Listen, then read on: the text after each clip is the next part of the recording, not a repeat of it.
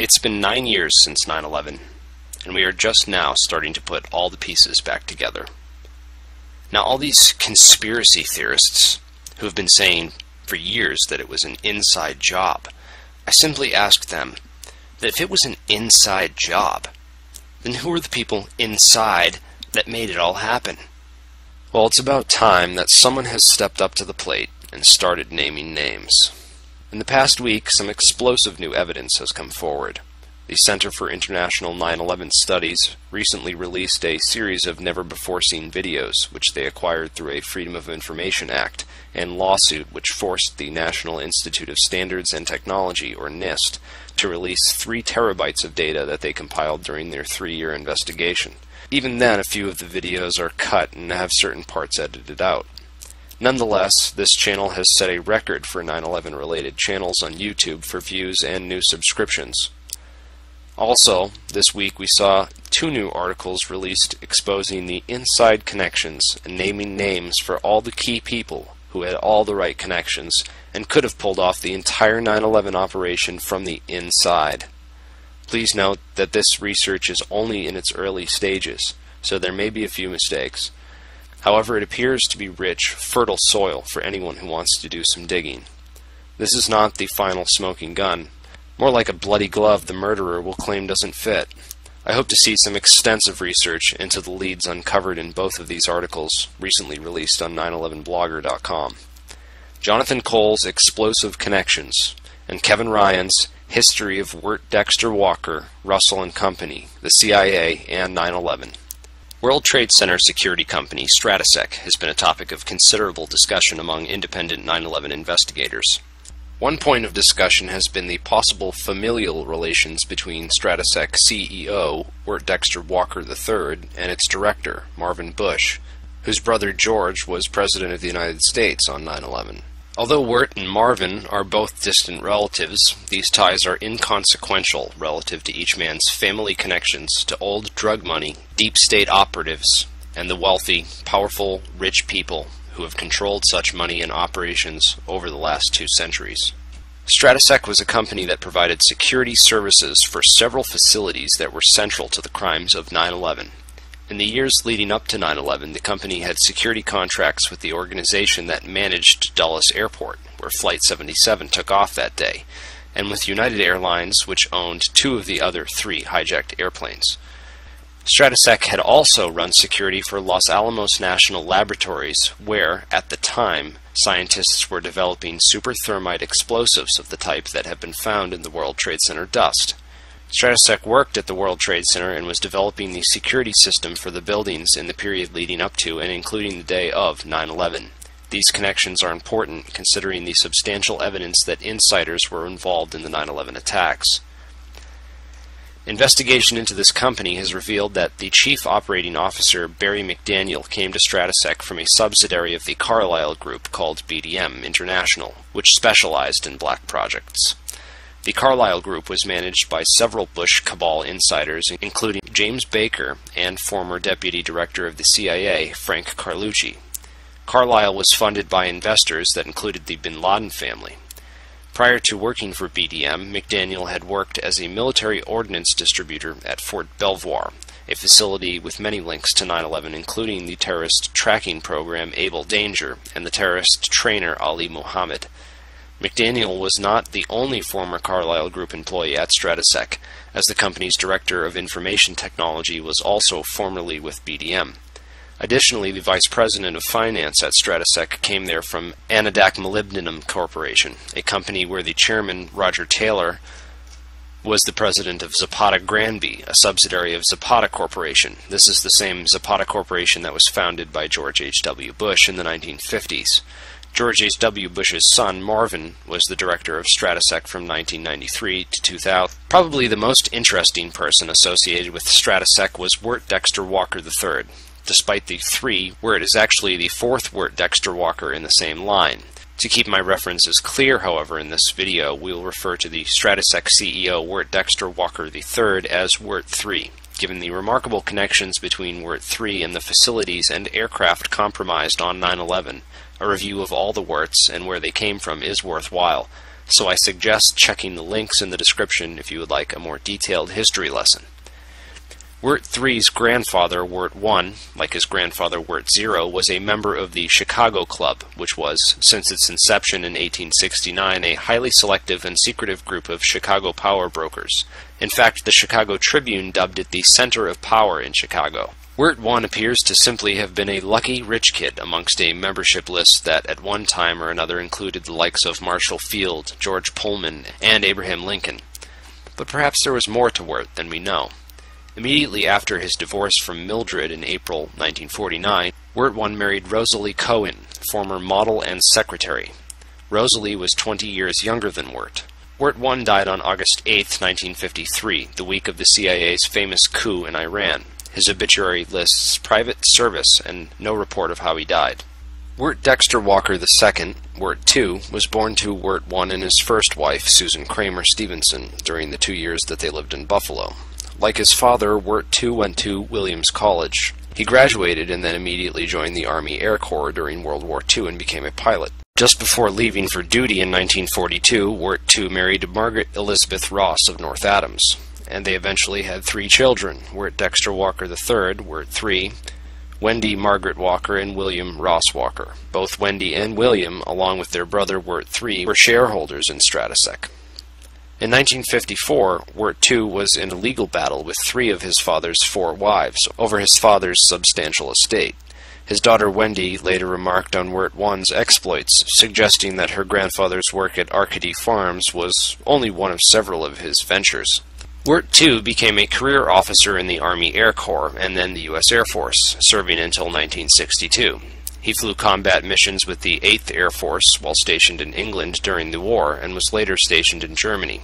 After the war, he was assigned to various government agencies involved in reconnaissance intelligence. The Lockheed-made U-2 reconnaissance aircraft was assigned to the 8th Air Force, a part of the Strategic Air Command, where U-2 operations started in 1956 and involved flights over the Soviet Union and the Middle East. In May 1960, while Wirt II was working on reconnaissance intelligence, an American U-2 was shot down by the Soviets, initiating a worldwide controversy over espionage. Wirt II is also listed as an ex-employee of the National Photographic Interpretation Center, NPIC, an agency of the CIA that analyzed aerial spy photographs. The significance of the NPIC to major intelligence activities during the 20th century cannot be overstated. NPIC was the agency that was responsible for the intelligence that originated the Cuban Missile Crisis. NPIC was also central to the analysis of the photographic evidence related to the Kennedy assassination, including the Zapruder film. Whether or not Wirt II participated in these historic activities is not publicly known. In his obituary, Wirt II is listed as having been an employee of the Defense Intelligence Agency, for which it is said that he worked until 1977. He died of leukemia in 1997. Wirt III lives in McLean, Virginia, home of the CIA. He graduated from Lafayette College in 1968, and in 1961 he married Sally Gregg White, a Washington, D.C. debutante. Wirt was fortunate to land a position right out of college as a broker for an investment firm called Glor Forgan, originally a company called Field Glor. Financed by Marshall Field III, Glor Forgan was renamed in 1937 for its new partner, James Russ Forgan. Russ was one of the most influential men in the history of U.S. intelligence, having led the European division of the CIA's predecessor organization, the Office of Strategic Services. In the OSS, Forgan focused on infiltrating the German intelligence apparatus with the help of William J. Casey. Casey later became SEC chairman under Nixon and the director of CIA under Reagan. Before going back to work in the investment business, Forgan helped to write the documents that created the CIA. While Wirt III worked there, William Casey was House Counsel for Glor Forgan. It was at this time that the firm was at the center of a near collapse of Wall Street. In 1970, it began to be clear that Glor Forgan had somehow sold many millions of dollars more in securities than what its customers thought they owed. As a result, the company was expected to fail, and due to a cascading effect, its failure was projected to take down dozens of other firms, causing a panic and huge losses on Wall Street. These projections compelled President Nixon to ask Ross Perot through Treasury Secretary John Connally to intervene and save Glorforgan. Perot suffered dramatic losses in an attempt to save the company, the only business loss of his career, and Glorforgan went bankrupt anyway.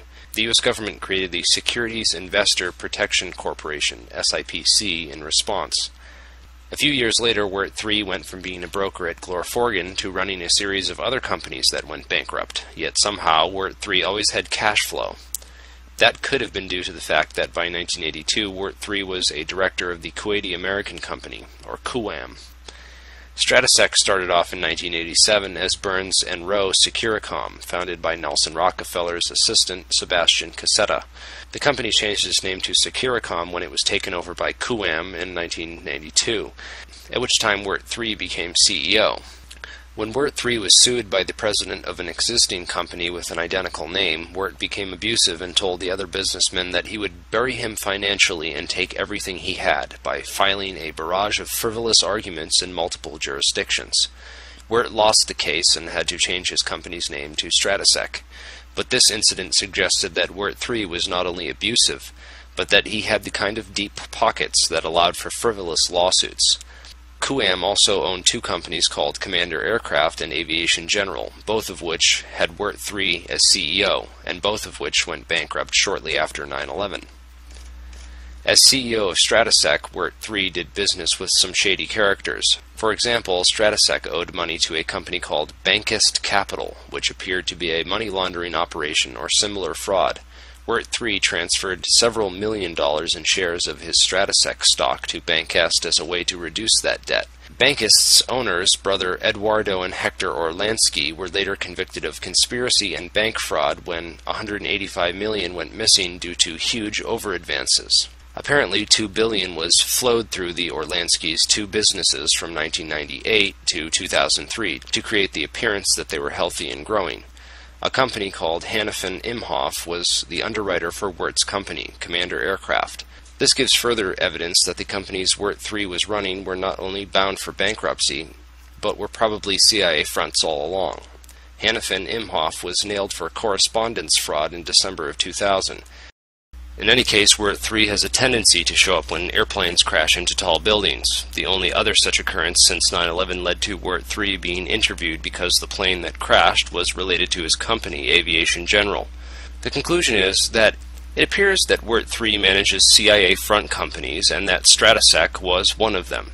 There are many ways to see this, including Wirt's shady business dealings and his tendency to run companies into bankruptcy while still maintaining cash flow. Wirt is, at a minimum, a child of the CIA and the DIA, but he also worked with William Casey for Russ Forgan's company, making him an associate of some of the most influential deep state operatives of the last 60 years. Wirt's family has been connected to drug money and Yale's secret societies for over 150 years, and these connections include many links to the Bush family. Of course, George H.W. Bush was a CIA director, and other Bush family members were operatives. Add to this the fact that the COO of Stratesec, Barry McDaniel, came from a subsidiary of the Carlyle Group that conducted black projects, and there should be no doubt that Stratesec seems worthy of a detailed investigation. After 9/11, the Securities and Exchange Commission recommended that Stratesec be investigated for insider trading related to the crimes of that day. Oddly enough, the FBI and SEC never followed through with the investigation, claiming it was unnecessary because the officers of Stratesec had no ties to terrorism or other negative information. That assessment does not appear to be valid for many reasons, including that the Carlyle Group was financed in part by Osama bin Laden's family, and that Stratesec director James Abraham's son was the business partner of Mansour Ijaz, who claimed on several occasions to be able to contact Osama bin Laden at will. Maybe the investigation didn't happen because no one wanted to embarrass the president, who was busy making tremendous political and personal profit from 9/11, and whose family was deeply connected to the Carlyle Group, whose brother was a Stratesec director.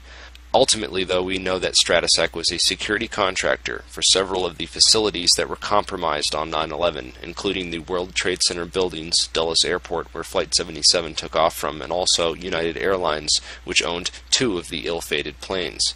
We also know that the CEO of Stratesec came from a background of deep state-connected, opium-funded wealth. Hopefully this information brings us one step closer to justice for everyone who died on 9/11. May they rest in peace.